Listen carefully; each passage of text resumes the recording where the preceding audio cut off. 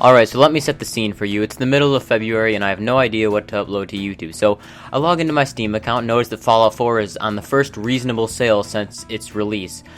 That extra 19 cents is a little steep, but I decided to fork it over for the sake of my YouTube channel. So I checked to make sure Action is recording and I launched the game. So the first 3 hours of the game is a backstory about the character, which is weird because I thought in an RPG you were supposed to decide everything about the character, but whatever. So after forcing myself through the cinematic to get myself up to speed, the game opens with the most stereotypical American couple standing in front of the mirror. So pure intuition at this point tells me that this is the character creation part of the game, and apparently I was right because in 2 seconds I was playing The Sims 4. I've never been especially good at character creation, but I decided to do my best to create a character based off the cinematic I just watched. He seemed like someone who would have Vietnam flashbacks, so that's exactly what I made. The most enjoyable part of the operation was probably choosing a beard. Bethesda always does a nice job when it comes to that, when it comes to facial hair. Overall, the character creation was pretty decent. The only drawback was the subtle annoying remarks the characters would make every time I changed a minute detail. Ooh, mustache. Very cool. But with the average user getting less and less intelligent, character creation becomes more and more simple. In this particular game, I was given a triangle with 3 options for body tone. But as clever as the triangle was, I just ended up picking the thin option like always. So 10 minutes and 32 seconds into the game, I had finally finished playing The Sims 4 and was ready to actually play Fallout 4. So the first thing I did was proceed to spend a long period of time to examine every single entity in what was apparently my house. While I was familiarizing myself with my new home, a character came and knocked on the door. So I opened the door only to realize it was a sales rep. So, you know, I decided I didn't want to buy any Girl Scout cookies, so I proceeded to hide in my room just like I do when a real sales rep comes to my house. However, 10 minutes later, the top hat man was still standing awkwardly in the doorway. 15 minutes passed, and it became apparent that I needed to talk to this guy in order for the plot to actually advance. So, shutting the door didn't seem to be an option, so I committed to the conversation. Soon enough, I am presented with possibly the worst dialogue options ever to have existed in any game ever. I'm sure there are mods to fix this, which I will definitely download.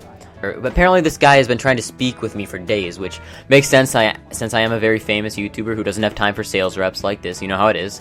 So I let him give his little sales pitch, and midway through his dialogue I discovered that there's actually a sarcastic dialogue option, which is the best part about the game so far. I can't wait for the world to end. So apparently this is the part of the game where I start deciding my stats, so obviously I do that. And soon I face the biggest dilemma I've faced thus far. Which is the man, the myth, the legend is literally one character too long to fit in the name box. So obviously I resort to my backup name of Jonathan the Ninth. And after that, the salesman walks away, and we're back to suburban living. Soon enough, I find myself trapped in the baby's room with no means of escape, which must mean it's time for the plot to thicken. I only have time for one sarcastic remark before the robot maid calls me into the living room to watch some live television. What's wrong? But no, this isn't your average Cartoon Network episode. Apparently this is a report of nuclear detonation. I guess we all saw this coming, since the game is indeed Fallout. Anyhow, I'm given my UI, which is so simplistic, probably a goldfish could make sense of it, and me and the fam evacuate our house in hopes of not being killed by the nuclear detonation. Conveniently, the sales rep sold me a spot in the vault about 2 minutes before this nuclear bomb hit, which is optimal. One thing's for sure, the New World Order definitely exists in this game. Either way, so I'm apparently running for my life, but I still have time to thank the soldiers for their duty along the way. None of them seem to be much for conversation, though. Part of me wants to stick around just to see what will actually happen, but I decided to go to the vault anyway. They identify me as an adult male, and apparently that's enough to gain entry, even though they won't let their own employee in, but that's none of my business. I walk into the control room, try to press the button for myself, but evidently Vault Tech Security Man number 7 has the magic touch and him only, so I decide that's fine because the nuclear launch probably doesn't happen until I'm on the platform anyway. And as I predicted, the second I step onto the platform, cut to cinematic, atomic bomb goes off, and within seconds myself and other characters are all exposed to fatal levels of radiation, but we all somehow manage to survive. So, the security guards seem nice enough at first, but the vault looks like it's indeed 140 years old already.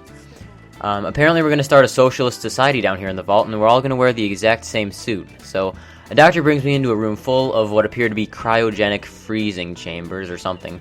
I'm not about to question the underground socialist regime, so I comply with the orders and get inside the thing. Sure enough, I start freezing, and the screen goes white long enough for me to take a short nap. At one point during my freezing session, I spontaneously become conscious long enough to see Nora blatantly murdered, then go unconscious again.